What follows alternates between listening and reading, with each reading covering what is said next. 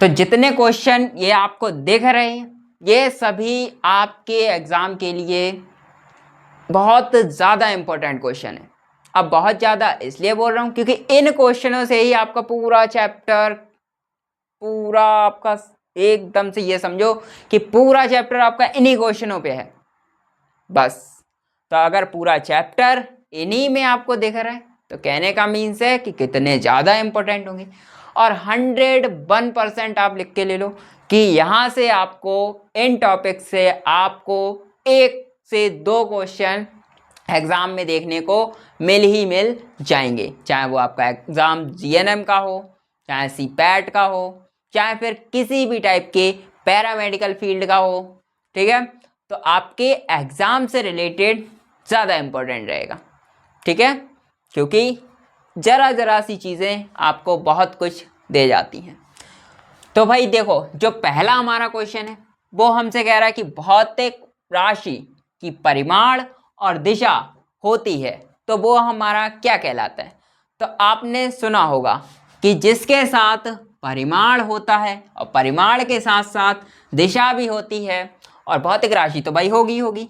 ठीक है, तो भौतिक राशि होगी, उसके साथ साथ परिमाण है और दिशा भी है। तो परिमाण और दिशा दोनों मिलके हमारा क्या बना देंगे, तो दोनों हमारा मिलके बना देंगे सदिश बनाएंगे। तो इतनी बात आपको ध्यान रखनी है, ये मतलब हमारा क्या बनेगा, सदिश बनेगा। जिस भौतिक राशि के साथ आपको परिमाण भी दिया जाए, दिशा भी दी जाए, वो आपका क्या बन जाएगा, सदिश बन जाएगा। अब हम बात कर लेते हैं यहाँ से कि भौतिक राशियाँ हमारी कौन कौन सी होती हैं। तो भौतिक राशियाँ हमारी 7 प्रकार की होती हैं। कौन कौन सी, तो होती है लंबाई, द्रव्यमान, उसके बाद समय, उसके बाद ताप, नेक्स्ट विद्युत धारा, पदार्थ की मात्रा, ज्योति तीव्रता। तो कुल मिला के हमारे पास कितनी भौतिक राशियां हो गई, तो भौतिक राशियां हमारे पास हो गई 7, और 7 के भी मैंने आपको नाम बता दिए। तो आप ध्यान रखना कि भौतिक राशियां हमारी कौन सी होती हैं, जो मतलब जिनको हम कतई क्या नहीं कर सकते, तोड़ वोड़ नहीं सकते, वो अपने आप में ही बहुत ज़्यादा स्ट्रांगली होती हैं, भौतिक राशियां होती हैं हमारी। कौन सी वाली, तो आपको मैंने सभी के नाम बता दिए। नेक्स्ट बात की जाएगी किसकी, भौतिक मात्रक की। तो भाई इन भौतिक राशियों को मापने के लिए हम जिनका यूज करते हैं वो हमारे भौतिक मात्रक कहलाते हैं।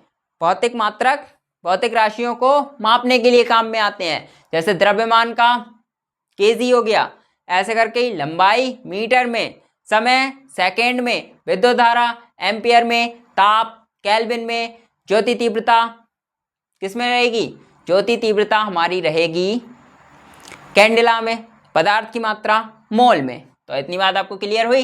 भौतिक राशियां उनके मात्रक हो गए, परिमाण और दिशा वाला सदिश हो गया।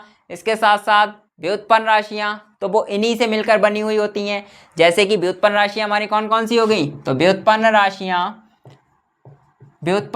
कौन कौन सी हो जाएंगी, जो हमारी भौतिक राशियों से मिलकर बनी होती हैं। किनसे, भौतिक राशियों से मिलकर बनी होती हैं, से मिलकर वो हमारी कौन सी कहलाएंगी, वो हमारी कहलाएंगी व्युत्पन्न राशियां। जैसे कि फॉर एग्जांपल बल हो गया, कार्य हो गया, वेग हो गया, त्वरण हो गया, घनत्व हो गया, या फिर बहुत सारी। तो इस टाइप से जो हमारी राशियां इनके मिक्सअप से बन जाएंगी वो हमारी कौन सी कहलाएंगी, व्युत्पन्न राशियां कहलाएंगी। और व्युत्पन्न राशियों को मापने के लिए जिन मात्रकों का यूज करते हैं वो हमारे व्युत्पन्न मात्रक कहलाते हैं। नेक्स्ट हम बात करेंगे किसकी, नेक्स्ट हम बात करेंगे अपने इन्हीं से अगले रिलेटेड की, तो पूरक राशियां। तो पूरक राशियां ऐसी राशियां होती हैं, पूरक राशियां ऐसी राशियां होती हैं जो ना तो भौतिक होंगी, जो क्या नहीं होंगी, भौतिक भी नहीं होंगी, और उसके साथ साथ व्युत्पन्न भी नहीं होंगी। तो वो किस में जाएंगी, तो वो आएंगी भाई हमारी पूरक में। तो पूरक राशियां ना भौतिक होंगी ना ही व्युत्पन्न होंगी, पूरक राशियां कहलाएंगी। और इनके एग्जाम्पल हैं समतल कोण और घन कोण। तो ये हो गया हमारा क्या, पूरक राशियों का मामला समाप्त।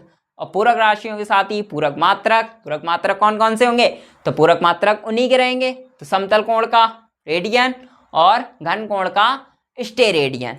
तो बात आपको क्लियर हुई। ये हमारा भौतिक राशि से रिलेटेड जो भी टॉपिक था वो समाप्त हुआ।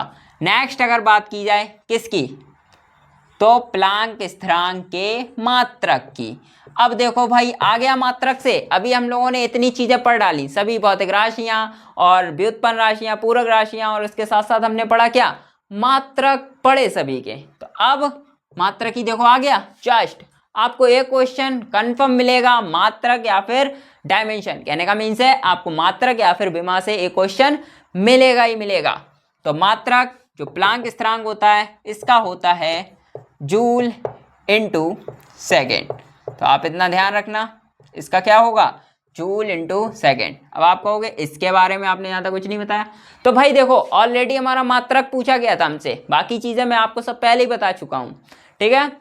इसके बाद कौन एक मौलिक राशि नहीं है, तो मौलिक राशि भाई कौन कौन सी होती हैं, तो मौलिक राशि अभी मैंने आपको जितनी बताई हुई हैं, जो भी हमारी भौतिक राशियां होती हैं, मौलिक मतलब मूल, मौलिक मतलब मूल, तो मूल भौतिक राशियां ही हमारी मौलिक राशियां होंगी।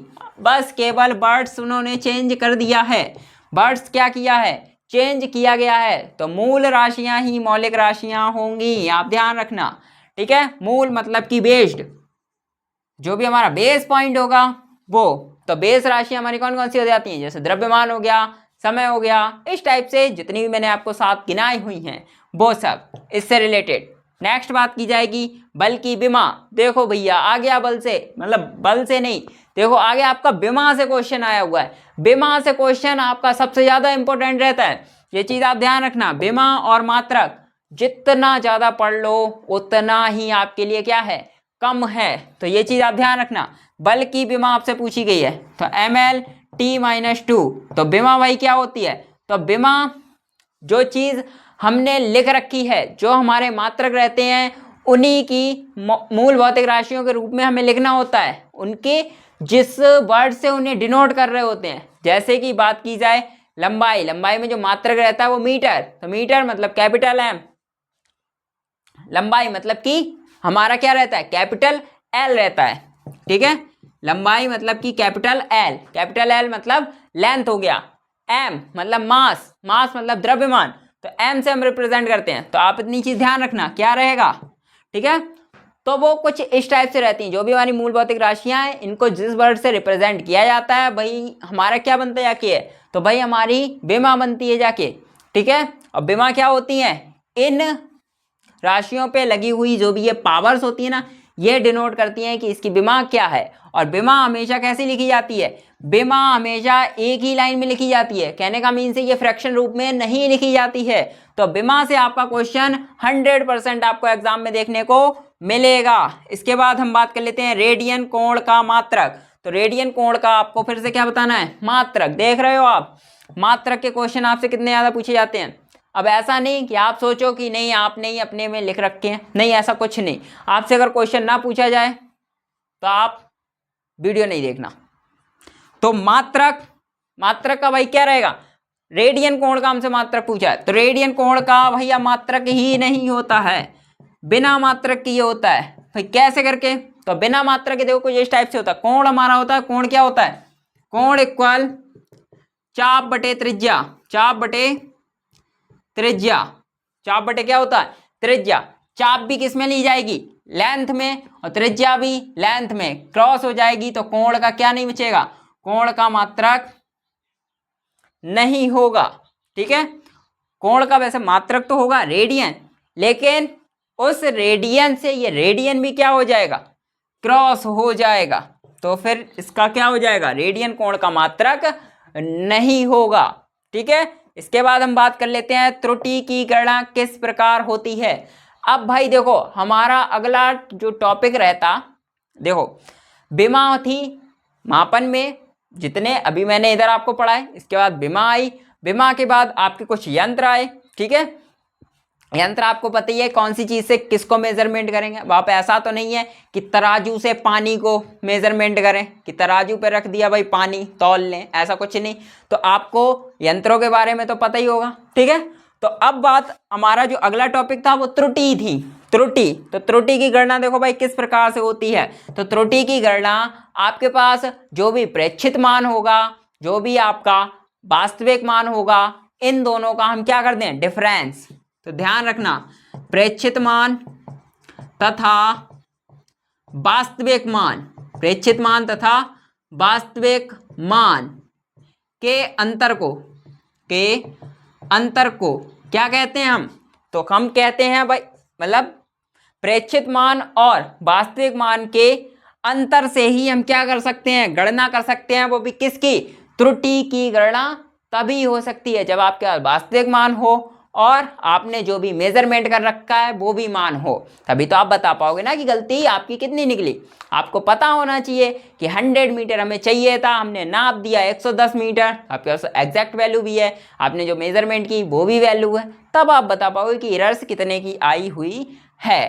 तो इस टाइप के जो क्वेश्चंस रहेंगे वो आपके लिए बहुत ज़्यादा इंपॉर्टेंट रहेंगे, और मेरी नज़र में जो सबसे ज़्यादा इंपॉर्टेंट रहेंगे वो यूनिट, डायमेंशन, और इसके बाद आपसे जो पूछा जाएगा वो एरर्स से क्वेश्चन, मतलब त्रुटि से क्वेश्चन पूछा जाएगा।